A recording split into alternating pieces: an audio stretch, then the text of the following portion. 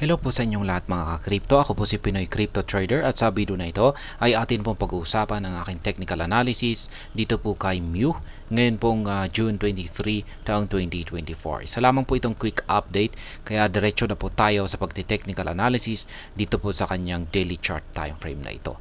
Kaya yan, yung last update po natin ay nitong pang nakalipas po ng mga June 7 or yan nitong or dito po noong yan yung last trade ko po rito kung saan ay nakapag-take profit po ako dito noong May 29 sa presyong 20 digits 49.82.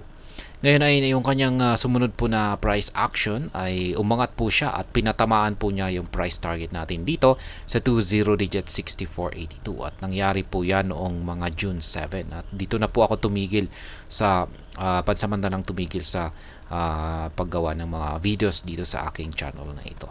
Pero ayan, nagawa ko pa rin pong ipagpatuloy ang pagti-trade ayan dito kay Mew at yan nakapag-take profit po ako dito sa presyong 20 digit 64.84 nung umangat po siya sa presyong ito noong mga June 7. Yan, pinatamaan po niya ito at nung bumagsak po ayan, nakapag-take profit po ako dito ay nag-set po ako ng isang buy pending order dito sa ibaba.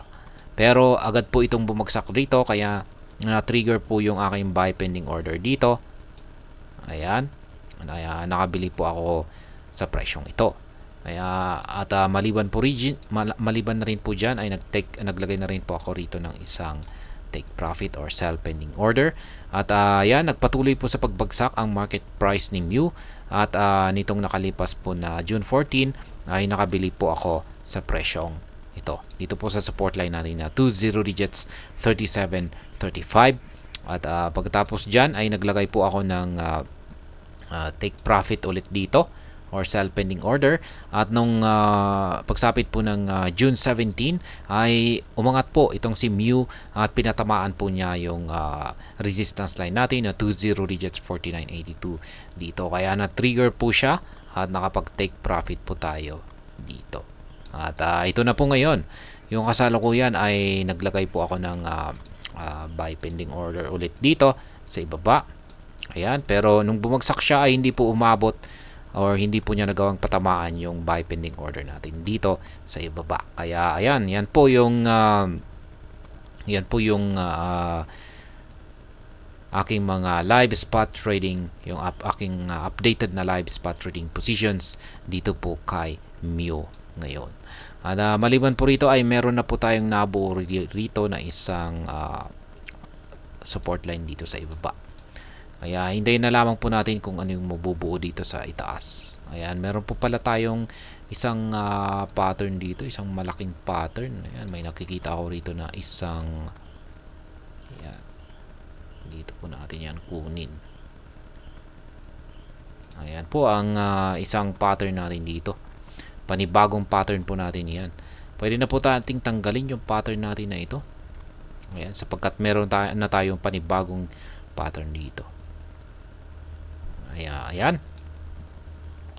Yan po yung aking mga live spot trading positions. 4 na sell pending order or take profit at saka 2 buy pending order naman dito sa ibaba. Maaari po ninyong kopyahin kung nais po ninyong tularan or sundan yung aking simpleng paraan sa pagti-trade dito kay Mew.